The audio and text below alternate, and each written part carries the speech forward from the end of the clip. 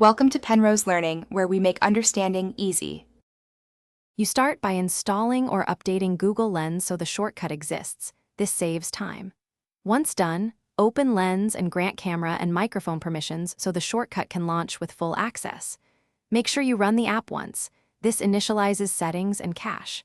Then return to your home screen. You'll create the shortcut immediately. These steps reduce permission prompts later and ensure the shortcut launches Lens directly, rather than a setup screen that interrupts. You now add the actual shortcut.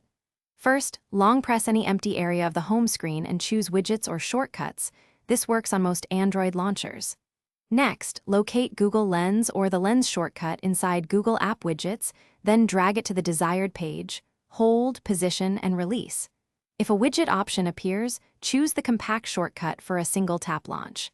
Make sure the launcher supports widgets, otherwise, use the app icon long press to add to home instead. You finish by testing the shortcut. Tap it and confirm Lens opens and the camera activates. If it doesn't work, make sure permissions are still granted. Then clear the Lens cache in settings or reinstall the app to reset the shortcut handlers. If the icon won't stay where you put it, restart your phone and try again or switch to a different launcher that supports widgets. One key tip: reinstalling usually fixes broken shortcuts.